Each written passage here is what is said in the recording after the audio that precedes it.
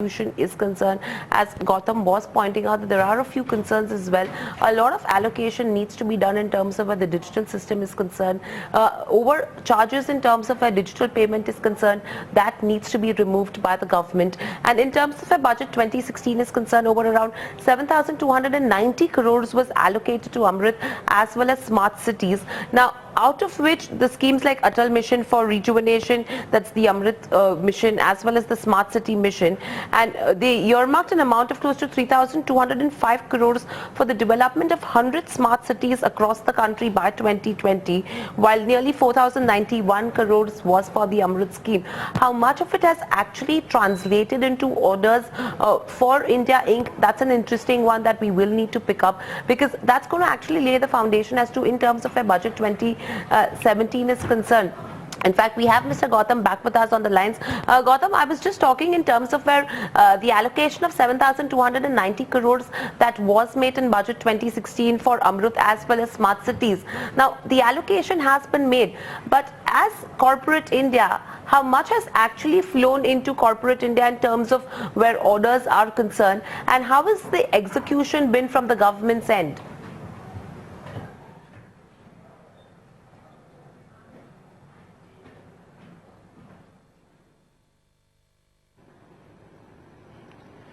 I'm sorry, I missed out some portion of this, but what I understand is, in terms of the budget allocations, what government is putting in Amrut and other schemes, we have seen a lot of positive implementation happening, a lot of action happening, but yet in terms of the overall execution of the projects, what need to happen, and the final outcome, what comes out, a lot more needs to be done. Coming back to your earlier question of our budget expectations, we would like to see a very clear roadmap for GST defined, because that would help our sector immensely, especially on the consumer side of the business. There would be much more easier supply chain management from our company. We expect a lot of procedural forms coming down, so that is something what now we expect to be outlined in the budget. There are also other areas what have been highlighted by the various associations, by the trade associations to the government, and I believe some of the representations what have been made can really help our company and the sector very much. And these would include the reduction of certain customs duty on the finished goods of LED, because as you are aware, LED has a huge growth potential. The government has given a very big impetus to the segment by its mass distribution policy, what it has through the EESL. Right. In terms of growth, if you look at the LED segment, that is expected to grow on a 40% CAGR up to 2020. So that's an enormous amount of growth what we expect in LEDs. And in spite of a huge amount of investments what has been made by the domestic players, a lot of manufacturing has now come in-house. We still find cheap influx of materials coming from countries from outside, mainly from China.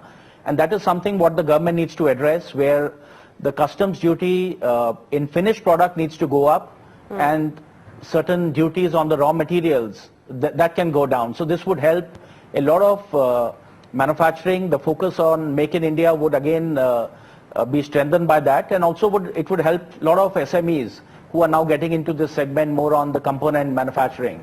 Right. Apart from this, we also expect for this segment a lot of, there is, while we do a capex, the excise duty, the SENVAT is credited only in the 2 years, 50% in the first year, the balance goes in the next year. So this is a smaller point, but again, if the government can look at giving a outright credit in the first year, which used to happen, so that would again help a lot of people to make investments, and that is something what the government should look at. Okay. All right, Gautam, thank you for speaking to BTV and sharing the wish list as well with us in terms of what's the expectation and how is the pipeline been in terms of the allocation that was made in 2016 for Amrut as well as smart cities. And if you see the stock as well, seeing gains of almost 2.7, 2.82% as we speak currently. Moving from there on, we will slip into a short break. Up next, we will talk to the management of JSW Cement as well. Please stay tuned.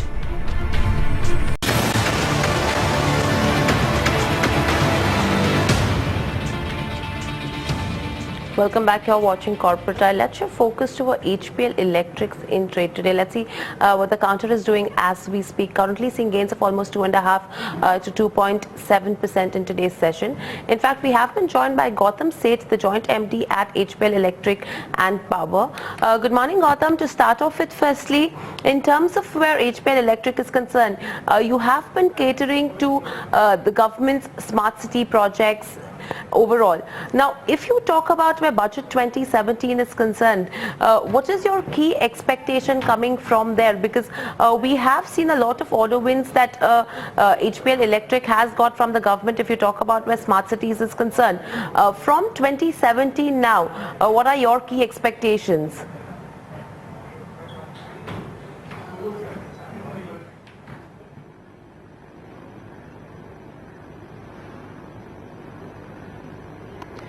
Yeah, good morning. We would expect a growth-oriented budget, and because the government needs to boost up the economy in terms of the recent demonetization and other events. And in terms of the way we see our products going into the economy, a lot depends on how the investments go up. And in the meantime, before the private investments go up, we would expect the budget to outline a very big public investment initiative what the government needs to take, and the spending in infrastructure segment, in mass housing. Already a lot has been done in the housing, but we still feel a lot more needs to be done to really boost up the economy. In our sector, in the power sector, we have a lot of initiatives what are there, which are like the Uday scheme. We have the IPDS, the Deen Dayal Upadhyaya Gram Jyoti Yojana. So there are a lot of initiatives what are there, and they again need to be given a further boost in terms of financing, in terms of their execution deadlines, and that would really help outline a lot going forward. In terms of when we see the economy moving towards a digital economy, even we have seen our sector moving on. We have seen the trade, the retailers, dealers, a lot of them moving towards more digitization, and that is where we would find that, or we expect certain incentives what the government should be giving in terms of digital payments. The charges what are there normally on digital payments need to come down. The government also needs to address problems on cyber security, on how secure the digital payments can be, because when we are expecting a large amount of economy move on the digital payments, certain of these issues really need to be addressed. There's one more concern which comes out in the trade for in our sector as well as for the general people in the economy, and that is on the security of payments, because the laws need to be more stringent in terms of let's say default on payments or a check bouncing case happening, and the execution or the disposal needs to happen in a much more timely manner, so as to protect the people who are involved in the payments. Right. Gautam, if you talk about budget 2016, over 7,290 crores was allocated for Amrut as well as smart cities, out of which, if you could just tell us, allocation has been done, but how is the passage of orders to corporates and to India Inc. as well as execution been? Have you seen that translation come through? I think we've just lost Mr. Gautam Sheth, who's the joint MD. We will try getting back to him as well. So yes, there's a major wish list that is coming out from here as well. However, there has been some bit of delay in terms of our execution is concerned, as Gautam was pointing out that there are a few concerns as well. A lot of allocation needs to be done in terms of where the digital system is concerned. Over charges in terms of where digital payment is concerned, that needs to be removed by the government. And in terms of where budget 2016 is concerned, over around 7,290 crores was allocated to Amrit as well as smart cities. Now, out of which the schemes like Atal Mission for Rejuvenation, that's the Amrit mission, as well as the Smart City mission, and they earmarked an amount of close to 3,205 crores for the development of 100 smart cities across the country by 2020, while nearly 4,091 crores was for the Amrit scheme. How much of it has actually translated into orders for India Inc.? That's an interesting one that we will need to pick up, because that's going to actually lay the foundation as to in terms of a budget 2017 is concerned. In fact, we have Mr. Gautam back with us on the lines. Gautam, I was just talking in terms